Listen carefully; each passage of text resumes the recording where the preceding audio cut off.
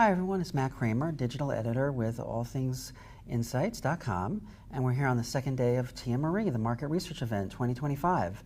We have the pleasure of being with Yogesh Chavda, consultant, educator, Y2S Consulting. Thanks so much for coming on and just talking with us a little bit about insights today. Thank you for having me. Thank you. We've had a few sessions, and I always like to start off with that. You had one on, I think, a pretty important topic right now, agentic AI. Yes. Maybe just tell us a little bit about that and the session, or a little bit about this kind of next wave of AI. Yes. So agentic models or workflows basically are processes that you can actually automate, and they are dynamic automation systems.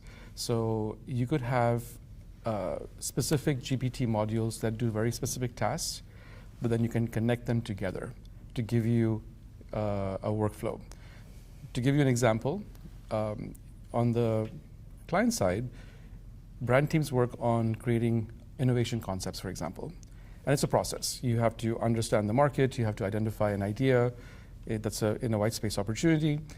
You then have to start drafting concepts. Maybe you'll do some focus groups. You have to get feedback from your boss, probably rewrite the concepts, and that whole process takes like weeks or months in some cases, right? But now you can actually build an agentic model that does all those steps for you, step by step, the way I just described it, and all of a sudden you now have a workflow that's completely dynamic in nature. So all you're doing is you're putting in your inputs. The model will basically do all those steps for you, do all the analysis, the writing of the concepts, getting feedback, and then rewriting the concepts. That's an example of an agentic workflow.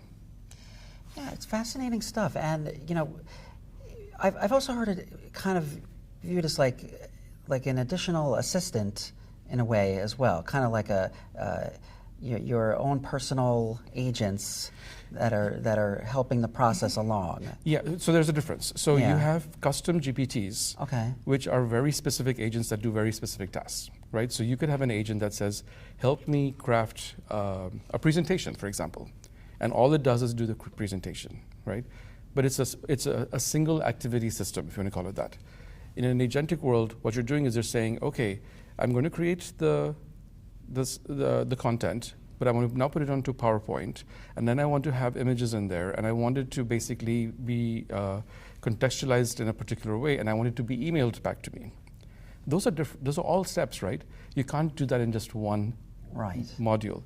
You have to connect different modules together. So for example, if I want to drop it into PowerPoint, right, that's a separate module that is not even ChatGPT. That's a totally different tool. So to connect those things together, that's where you have to have other platforms like Zapier or N8N or Make.com that connect these things together. Now, I will say that both Gemini and OpenAI have launched something on their platforms where you can actually do this too. And that's been a shift that started maybe about a month or two ago. So it's relatively new. So most people don't even know that it exists on the platform right now. Yeah, and I mean, let's take a little bit of that view of from 20,000 feet up. Just there's a lot of that fear factor in the industry right now in the community. I know you have a technological stance, a viewpoint. I mean, to embrace these changes. What can the researcher do in their day-to-day as far as experimentation, or where do you feel the community is at this moment in time? I certainly sense a shift from a year ago.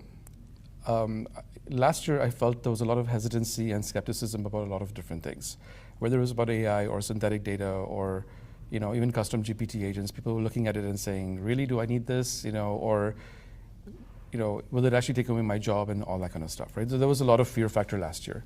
This year, what I'm seeing is that there's a lot more companies and people embracing it, which is a good sign. They may not be completely there to the agentic world just yet, but there's certainly, there is a shift that I'm noticing, number one. Is the fear factor still there? Yes, there is. Just look at the announcements that have come out this week. Amazon announced layoffs of 30,000 today. Paramount announced a couple of thousand people as well, right? So it's becoming a real thing. And my point of view in all of this is that, yes, there will be jobs that will be disappearing, but at the same time, there will be new jobs that are going to be emerging. And they will require a very high level of skills in knowing how to do these kinds of things that I'm talking about right now. right? So from an industry and a community perspective, I would be encouraging everyone to, don't wait, don't sit on the fence. Pick a swim lane and start doing something and start becoming an expert in something, because you will find that will eventually help you in the long run, right? Will it save your job today? I don't know, right? Because there are decision makers who are looking at the situation and saying, if we can get cost savings or if we can get a margin improvement by using AI, senior leaders are going to do it. And there's nothing that you can do in that situation. But what you can do is, build your skill sets up while you have a job, or even if you don't have a job, start building your skill sets now so that you can start influencing companies to say, you will need this kind of skills in your company. I've got it. Yeah, I mean, speaking of that new skill set for the modern, today's modern researcher. Yeah. Someone mentioned, kind of the being the Swiss Army knife of research and just having all of these new skills. Yeah. What is it driven more by like the business strategy now?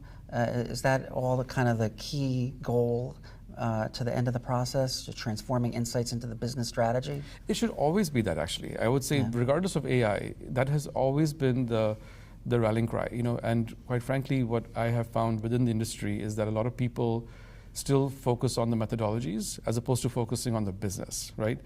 The more you try to translate what your unique skill set is from an insights perspective and apply it to the business, that's when you show value to the company and you become invaluable to the company in a way, because they see that you're driving revenue or you're driving profits or both. When they see you as a cost, then it's easy to cut. Right? Sure. AI is just basically accelerating and amplifying that issue for everyone right now. Yeah, I mean, and this kind of goes into your other session, which had to do with technology as well, the AIs and the GPTs. Yeah.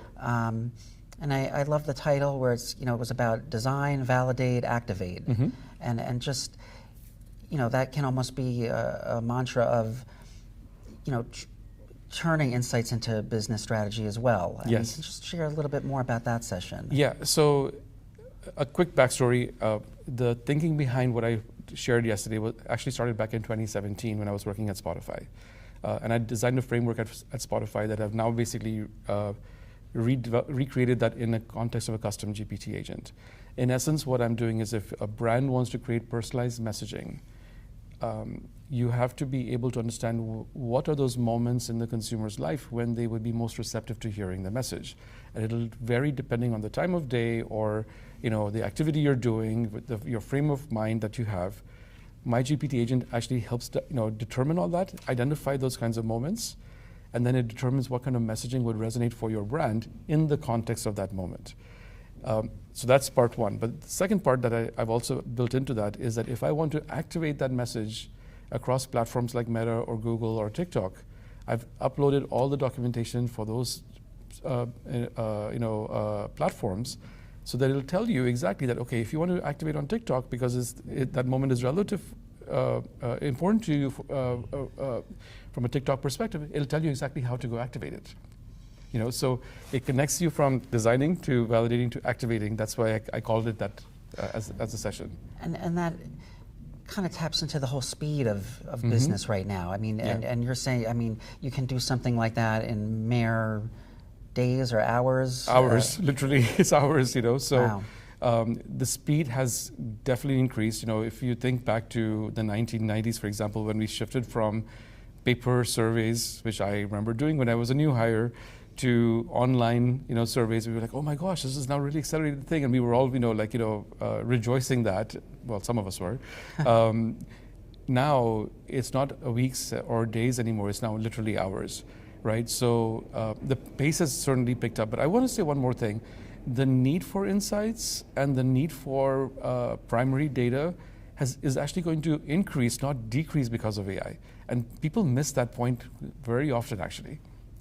Yeah, the speed of insights, almost the real-time nature of the business. That's exactly right. Yeah. Well, Yogesh, thanks so much for coming on today, talking with us a little bit about insights and your expertise. Thank you. in Thank AI. you for having me again. Thank you. All right, take care.